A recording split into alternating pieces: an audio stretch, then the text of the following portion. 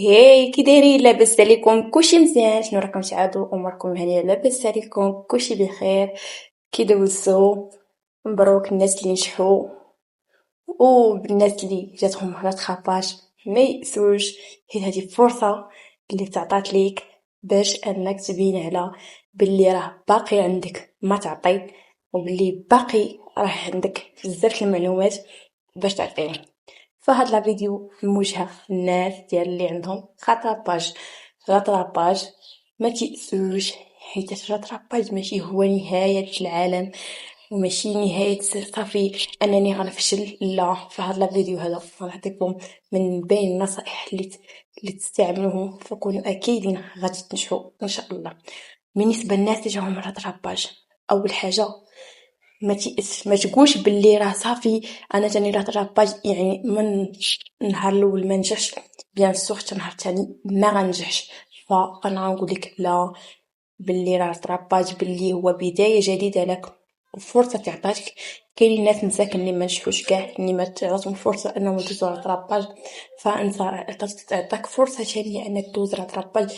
يعني ما تيأس. من بين النصائح اللي نعطيك هي اول حاجه انك ما تدخلش في اكتئاب ولا باللي العقل الباطني ديالك بقى كيقول عليك، كتلوم راسك علاش انا ما نجحش في الطريقه الاولى وعلاش انا ما خدمتش عقلي فين كان عقلي. لا، فانا تنقول لك هادشي ما عنده باش ينفعك. فهنايا لما في هاد الوقيته هذا ما عنده باش ينفعك، فكون على يقين باننا ما غاديش ينفعك في هاد الفرصه اللي تعطاك. كما كتعرف انك تعطيكم تقريبا ان سومين او 15 يوم أو 15 جوغ تقريبا باللي راه كتعطاكم انسولين، و 15 جوغ اللي كتعطاكم باش انكم تراجعوا تراجعوا المواد اللي غتمتحنوا فيهم. فمن بين النصائح اللي غنعطيك اول حاجه واللي هي ضروريه، ما ت- لا ما تمشيش تحفظ. عفوا، الحفاظه ما عندها باش تنفعك الا تعطاتك انسولين او 15 جوع راه ما كيفيكش باش انك تحفظ. لا، فانا من النصائح اللي غنعطيك اول حاجه بين النصائح اللي غادي نعطيك وغنقدمهم لك انت كتلميذه او تلميذه في البكالوريا، انت مو قريب من تمتحنوا في الرقابات او اللي كتسمى على الاستدراكيه. اول حاجه غادي تمشيو المواد غادي تشوفوها نظريا، يعني غادي تمشيو لديك الماده غتحفظوها نظريا يعني غير بعينيكم وبقات تحفظوا وسمعوا. خطرة واحدة. الخطرة الثانية غادي تهزوا ورقة غادي تبقاو تكتبوا جميع المعلومات اللي يمكن لكم عقلتوا عليها. هادو بالنسبة لمواد الحفظ، يعني المواد اللي عقلتوا عليها.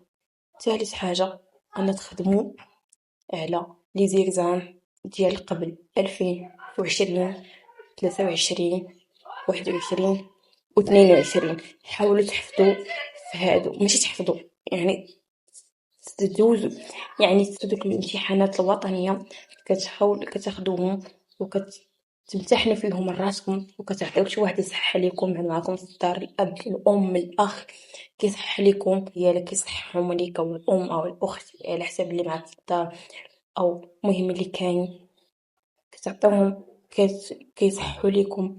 من بعد كتشوفوا الاغلاط فين كاين فين عندكم. ملي كتشوفوا الغلط فين كاين كتحاولوا ترجعوا لهاديك البلاصه ديك لابارتي او داك الدرس، كتحاولوا تشوفوه نظريا يعني بالزربه. كتعاودوا تخدموا عاوتاني، خدموا على لي زيكزام. هادي كنوصيكم لي زيكزام، راه اي واحد دوز خاطر باج راه لي زيكزام علاش كيخدم.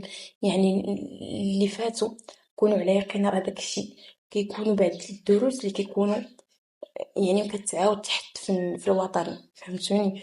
يعني كنوصل لكم الفكره كما هي. حاولوا عافاكم دوزوا تحفظوا المواد ديال الحفظ، ماشي تحفظوهم ما عندكمش واش تحفظوهم كما قلت لكم، شوفوهم نظريا حاولوا تكتبوهم وعاودوا تكتبوهم. طرحوا على لابارتي وراجعوا ومشيو للدروس اللي نتوما عارفين بلي انكم ما وصلتوهمش او انكم ما شفتوهمش كاع او لا عندكم فيهم مشكل مازال ما شفتوهمش مزيان. حاولوا تشوفوهم نظريا. خدموا على الامتحانات ديال السنه الفايته واللي الفايته 2022 كما قلت لكم، 23 بالنسبه لما سواء مات سواء سيونس سواء آداب. يعني كنهضر معاكم بصفه عامه وما تيأسوش، ماشي هذا وقت الاكتئاب باش انكم تكتئبوا او تدخلوا في واحد العقل الباطني ديالكم بقى يقول لكم لا علاش ما حفظتوش من بداية السنة. فاش انا كنقول لكم هادشي ما عنده باش ما ينفعكم، سيروا راجعوا الدروس ديالكم نظريا، خدموا الرايتين، خدموا كتابيا، وشوفوا فاش كتكون عندكم شي حاجة اللي تستاهل الحفظ ما كاين باس انك تراجعها وتعطيها تفتيها على شي واحد في الدار ديالكم، سواء كان الاب الام كما قلت لكم اللي كانوا. المهم غير تحاول تخدم مع شي واحد باش ملي تكون في الامتحان كتعقل على انك بلي انك راجعتي ديك الماده مع داك الواحد، صافي كتبقى تفكر كلشي. هذا اللي كنوصيكم. وما تيأسوش، راه طراباج راه شحال من واحد كان جاب برا طراباج في 9 و 8 وفي الاخر جاوب ب 15 16. هادشي ما كنديروش من الخيال العلمي، وانما الناس اللي كانوا دوزوه.